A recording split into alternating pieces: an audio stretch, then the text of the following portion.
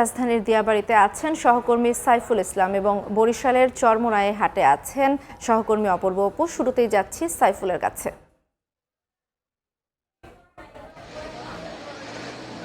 রাজধানীর দিয়াবাড়ির হাট, যেখানে আমি যদি বলি এই মাথা থেকে ওই মাথা পর্যন্ত হাঁটলে প্রায় 2 থেকে 3 কিলোমিটার।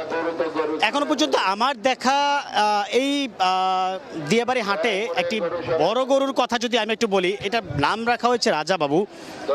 তার ওজন প্রায় 35 মণ বলা হচ্ছে, যেখানে দাম চাওয়া হচ্ছে 10 থেকে 12 লাখ টাকা। তবে এখনো পর্যন্ত কেউ কিনতে আসেনি, দরদাম করেই কিন্তু সারছেন। তবে এক্ষেত্রে আমি দিয়াবাড়ির কথাটা যদি একটু বলি যে গ্রাহকদের চাওয়া শুধুমাত্র হচ্ছে একটু মাঝারি গরু, ছোট এবং বড় গরুর দিকে কিন্তু গ্রাহকদের চাহিদাটা কম এখন পর্যন্ত আমরা এই দিয়াবাড়ি হাটে যতটুকু দেখলাম।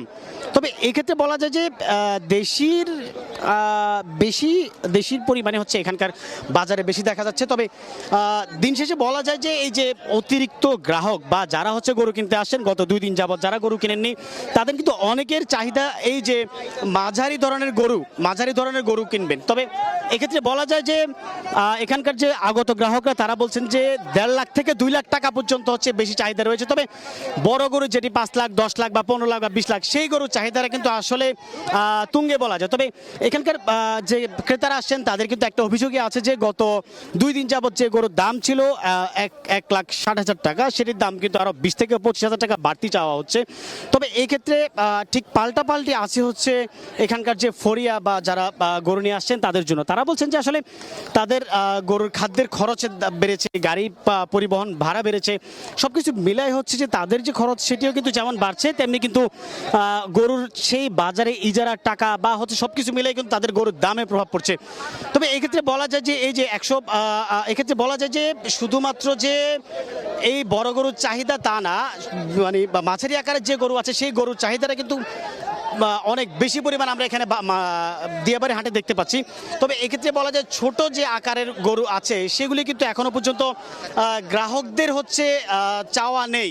তবে এই ক্ষেত্রে বিস্তারিত গরু বাজারে আরও বিস্তারিত জানতে বরিশালে আছেন আমাদের সহকর্মী অপূর্ব অপু, যাচ্ছি তার কাছে।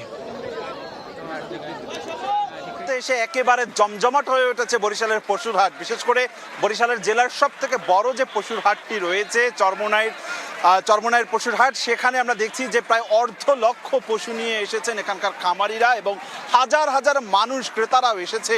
আজকে মূলত দুপুরের পরপর থেকেই এই মানুষের উপচে পড়া ভিড় রয়েছে। কার্যত এই হাটে আসতে গেলে এখন কেউ তার যানবাহনে আসা তার পক্ষে সম্ভব না, পায়ে হেঁটে আসতে হবে কয়েক কিলোমিটার পাড়ি দিয়ে। ছবিতে আমি দেখাতে চাই, দেখুন যে প্রায় 3 থেকে 4 কিলোমিটার পথ এখন কানায় কানায় পূর্ণ রয়েছে, রাস্তায় যানজট তৈরি হয়েছে। 3 থেকে 4 কিলোমিটারের এই পথ মানুষ পায়ে হেঁটে তার পশুটি কিনে এই রাস্তা থেকে বের হয়ে যাচ্ছে। কেউ ট্রাকে করে নিয়ে যাচ্ছে, কেউ পশুটি তার হাঁটতে হাঁটতে নিয়ে যাচ্ছে কিংবা ভ্যানে করে নিয়ে যাচ্ছে। ঠিক ডান পাশটাতে রয়েছে সেই পশুর হাটটি, সেই পশুর হাটেও আমরা দেখছি যে আজকে হাজার হাজার মানুষ রয়েছে। মূলত আজকে দিনটি বেশ ভালো ছিল, বৈরী আবহাওয়া নেই বরিশালে, বৃষ্টি না হওয়ার ফলে যারা ঘরমুখ মানুষ এসেছে ঈদ করতে তারা আজকে দুপুরের পরপরই নেমে পড়েছে তার পশুটি কিনবার জন্য। বিভিন্ন হাট ঘুরেছেন, গেল কয়েকদিন পর্যন্তই দেখাশোনার মধ্যে ছিল ক্রেতারা, বলছেন বিক্রেতারা। আজকে থেকে কেনাকাটা শুরু হয়ে গিয়েছে, আজকে রাত অবধি পর্যন্ত এই কেনাকাটা চলবে এবং আগামীকাল শেষ দিন, শেষ দিনেও উপচে পড়া ভিড় থাকবে বলেই ধারণা করছে এখানকার বিক্রেতারা। বিক্রেতাদের মুখে এই মুহূর্তে হাসির ঝিলিক ফুটেছে, কেননা তারা বলছেন 40,000 টাকা থেকে প্রায় 12 লক্ষ টাকা বা 14 লক্ষ টাকা দারের পশু ছিল এই হাটে, সেটি কিন্তু বেচা বিক্রি শুরু হয়ে গেছে।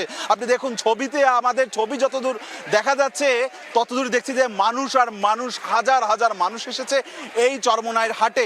মূলত এই হাটটি জমজমাট হওয়ার পেছনে আরও একটি বড় কারণ, এখানকার ক্রেতা বিক্রেতারা বলছে ইজারা এখানে কম মূল্যে দেওয়া হচ্ছে, 100 টাকা করে নেওয়া হচ্ছে ইজারা মূল্য।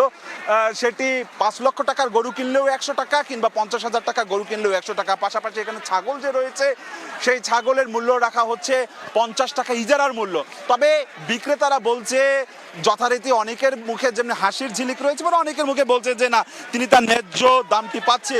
ক্রেতারাও বলছেন, তারা মিশ্র প্রতিক্রিয়া ব্যক্ত করছেন যে না, দরদাম এবছর ঠিক আছে, তারা কিনতে পারছেন বলে খুশি। আইন শৃঙ্খলা রক্ষাকারী বাহিনীরও কিন্তু আমরা বেশ তৎপরতা লক্ষ্য করেছি। বরিশালের র্যাবের অধিনায়ক রিস্তার আহমেদ কিংবা বরিশাল মেট্রোপলিটন পুলিশের কমিশনার শফিকুল ইসলাম আলাদা আলাদাভাবে এই সমস্ত গরুর হাটে তারা কিন্তু নজরদারির আওতায় নিয়ে আসছে। এর মধ্যে আগুল জড়ায় 2 জন প্রতারককে চাঁদাবাজি করার অপরাধে কিন্তু গ্রেপ্তার করেছে। তবে এই হাটগুলো আইন শৃঙ্খলা রক্ষাকারী বাহিনীর তৎপরতা এবং সবকিছু মিলে এখন জমজমাট রয়েছে পশুর হাট। বরিশাল থেকে সবশেষ বিকেল 5টা পর্যন্ত আমার কাছে জমজমাট পশুর হাটের এতটুকুই খবর ছিল। কোরবানির পশুর হাটের খবর জানাতে আমরা সরাসরি যুক্ত ছিলাম রাজধানীর দিয়াবাড়ি থেকে এবং বরিশালের চরমোনাই কোরবানির গরুর হাট থেকে।